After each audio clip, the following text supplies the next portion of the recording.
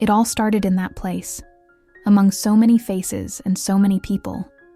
The classroom was still buzzing with voices when I walked in, just like every morning.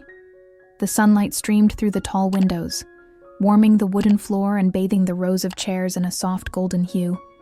My hands gripped the stack of books that would be my companions for another semester. Until that day, everything in my life had been predictable. I was Stephanie, 45 years old, an art teacher at a respected school. My days were filled with lukewarm coffee, towering piles of books, and a quiet, uneventful existence. I had never fallen in love. I had never truly been touched. I had learned not to expect surprises from life. But at the start of that semester, fate seemed to laugh at my discipline. As I crossed the room, I saw the usual faces: distracted young students, some sleepy, others disinterested. But at the back of the room, a new student caught my eye. He was leaning back in his chair, as if that place belonged to him. His light brown hair was slightly tousled, and his deep, mesmerizing blue eyes held a calm yet unsettling intensity. There was a silent boldness about him. My entire body felt it. Something different. My stomach flipped. An unexpected warmth spread up my back. He was just a student. That's what I should have thought. But I couldn't. Good morning. I'm Professor Stephanie Menezes, and I'll be with you this semester.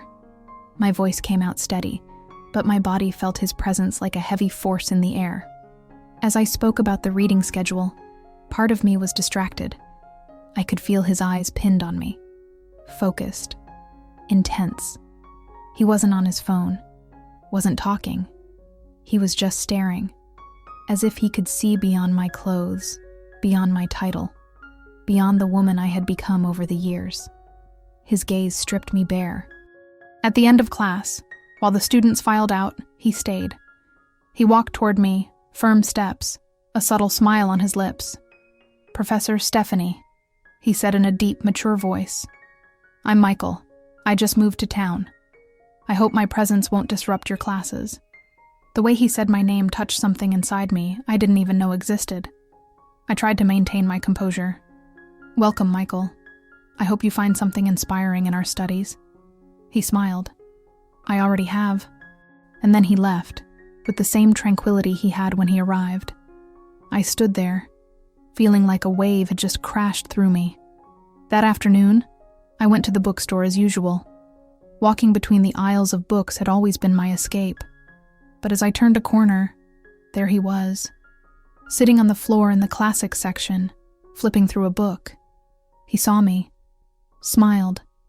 "I was hoping I'd find you here," he said, standing up with a copy of Pride and Prejudice in his hand. "I thought it would be a good way to understand what you love to teach." I lost my breath for a moment. The way he looked at me, it was as if I were a character in a novel he wanted to decipher. "Elizabeth Bennet is fascinating," he said, his eyes locked on mine.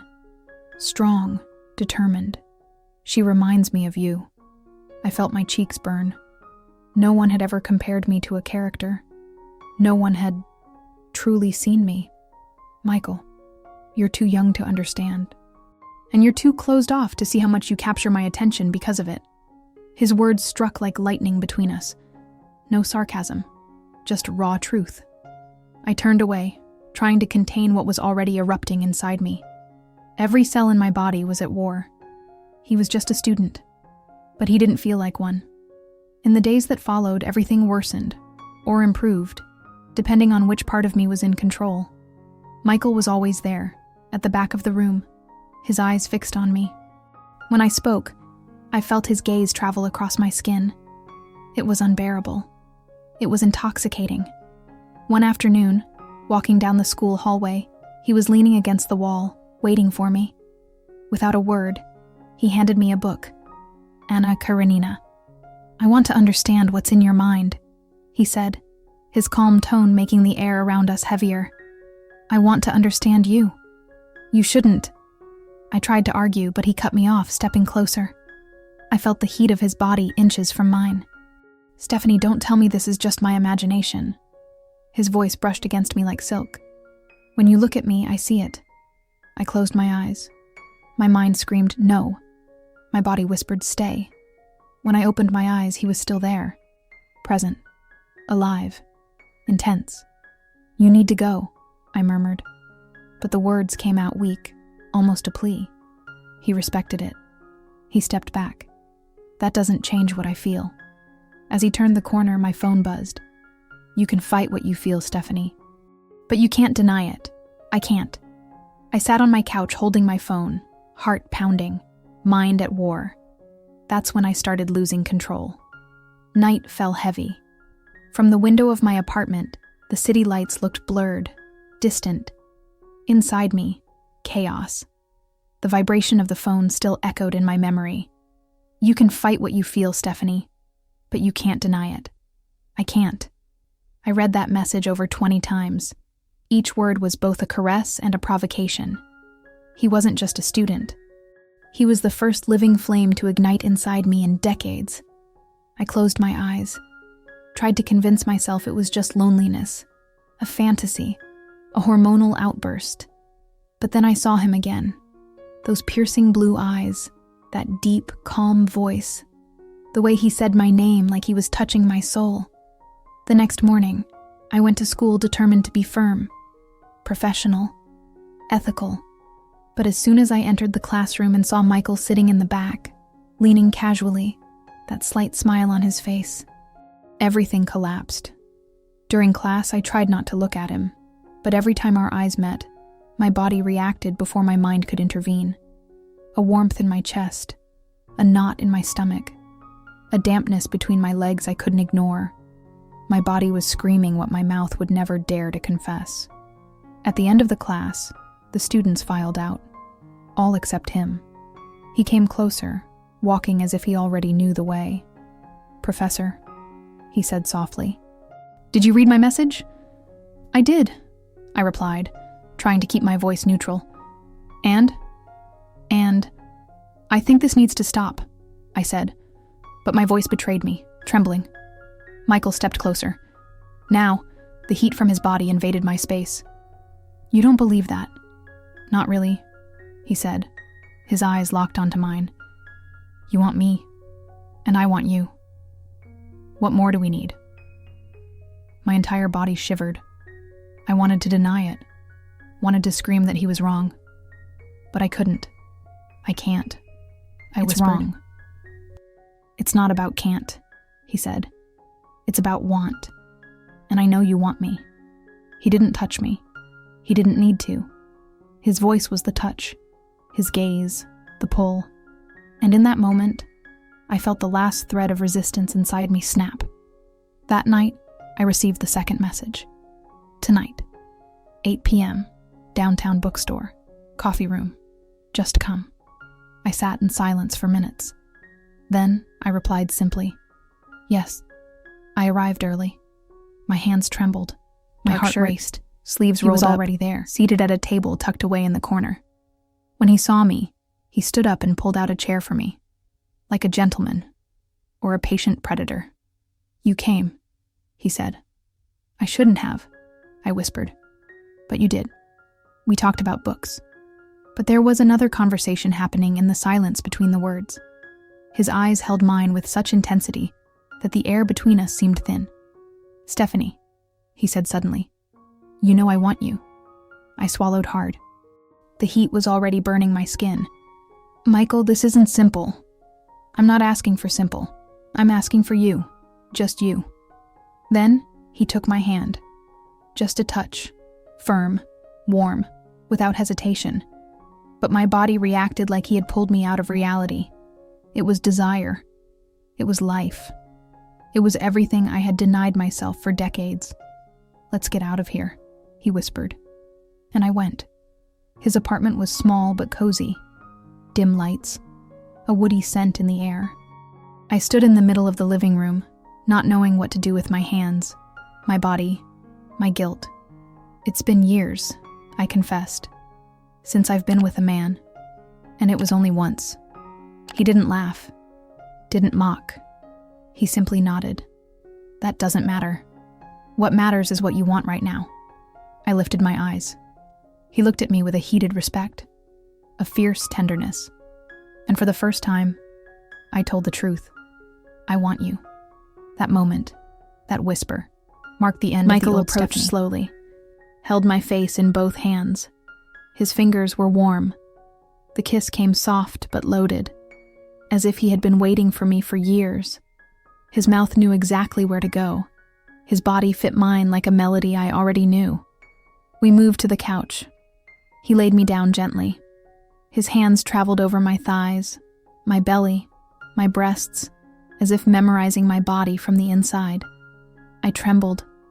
My parted lips released sighs I didn't recognize as my own. "Easy," he said, when he noticed my legs contracting. "I'll be patient with you." I removed my blouse. He didn't say a word. He just looked, like he was in front of a rare masterpiece. His hands touched my breasts with a reverence that made me close my eyes. He was firm, but delicate, guiding my body like someone leading an intimate dance without hurry. And then I felt it. His tongue, his fingers, his hips against mine. My body already wet, open, surrendered. The climax came in waves. Second, first, third. I moaned without shame, and finally felt his white wine spilling into me, and then mine spilling right after. My fingers dug into his back. "I knew you'd be amazing," he whispered in my ear, still breathless. "You've only tasted half of what I feel for you." I smiled. I felt alive. For the first time, I rested my head on his chest, listening to his heartbeat. It was calm, as if the world was finally right. And there, in that pleasure-soaked silence, I knew I was no longer the same woman. The next day dawned gray. The city was silent, as if it shared my secret. I got out of his bed with my muscles still sore and my body light. He slept, one arm stretched across the empty pillow. The sheet barely covered his tanned skin, his brown hair tousled. His face rested in peace, a peace that disarmed me. I dressed slowly. My legs still trembled from the night before. Every touch, every whisper, every moment when he made me forget who I was. It was tattooed onto my skin. I closed the door to his apartment carefully, and as I descended the stairs, a cold shiver ran down my spine. What am I doing? He's my student. This should have never happened, but it had. At school, the routine seemed the same. Students laughing, hurried footsteps, scattered voices. But everything sounded different now, as if I had been ripped from one reality and thrown into another. When I entered the classroom, he was already there. Same seat, same posture, same gaze. But now, that gaze carried something more. Wisdom, memory, sin. He watched me in silence, and I trembled inside. During the lesson, my voice wavered between firmness and barely contained sighs. Every time I spoke words like forbidden, passion, or redemption, I felt my skin burn.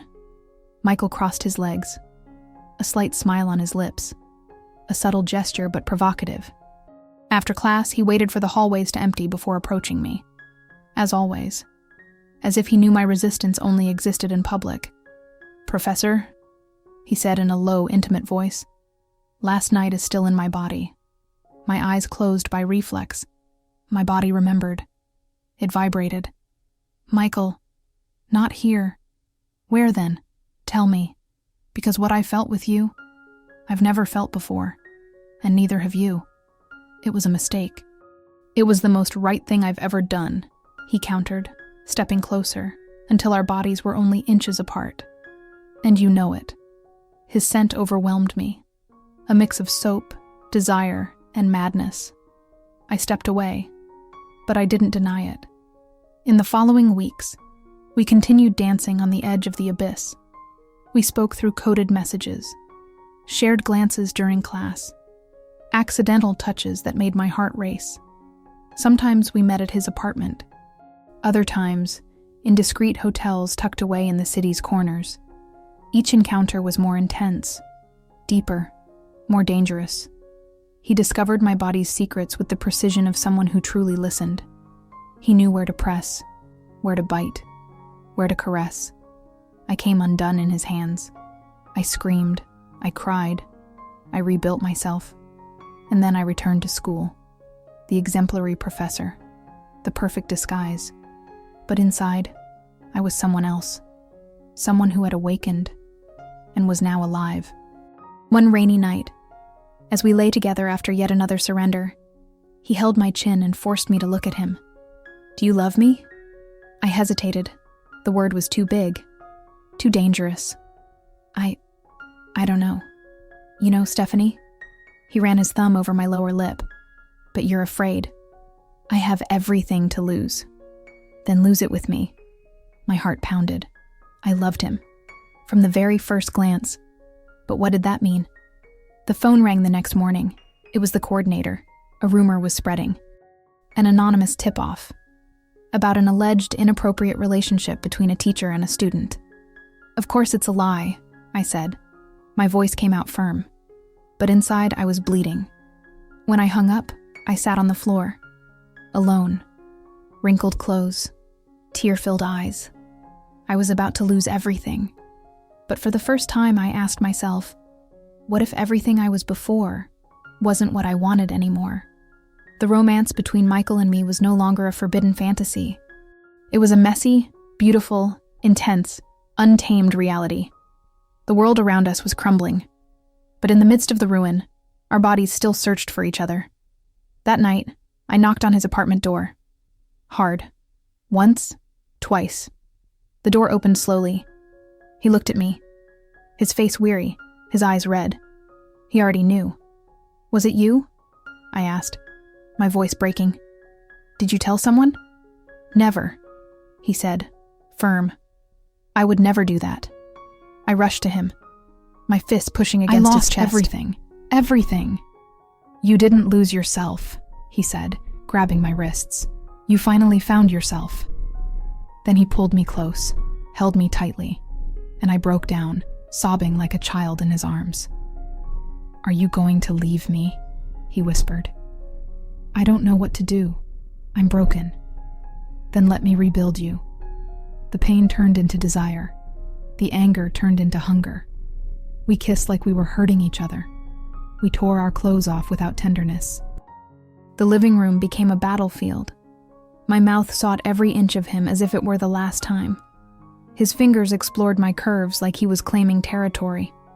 He grabbed me by the waist and pressed me against the wall. The coldness of the wall contrasted with the burning of my skin. I moaned loudly.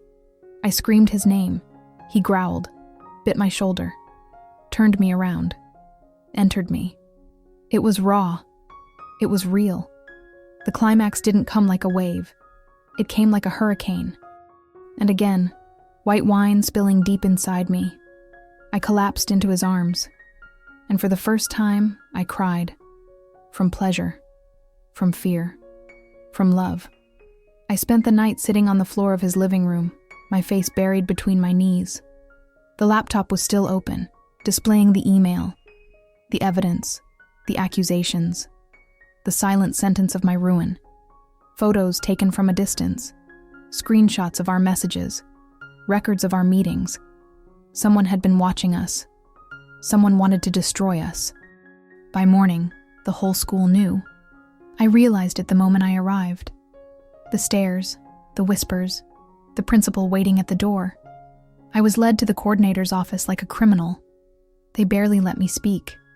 "Stephanie," the director said with a cold tone, "your reputation is tainted. Your dismissal is necessary to preserve the institution." I signed the papers with trembling hands. I left with teary eyes, but my head held high. Outside, the gray sky mirrored the storm inside my chest. I felt small, lost, but above all, suffocating with longing for him. I went straight to Michael's apartment. I banged on the door, once, twice. He opened it slowly. His face was drawn, his eyes bloodshot. He knew. "Was it you who told someone?" I asked, my voice cracking. "Never," he said immediately, his voice steady. "I swear, Stephanie, I would never." I rushed at him, pushing him with clenched fists. "I lost everything, everything." "You didn't lose yourself," he said, grabbing my wrists firmly. You finally found yourself." Then he pulled me into a hug, tight, breaking me all over again. I cried against his chest, a cry of rage, of fear, of love. "Are you going to leave me?" He whispered against my hair. "I don't know what to do. I'm destroyed." "Then let me rebuild you," he said with fierce tenderness. Pain turned into desire. Despair turned into hunger. We kissed with brutal urgency.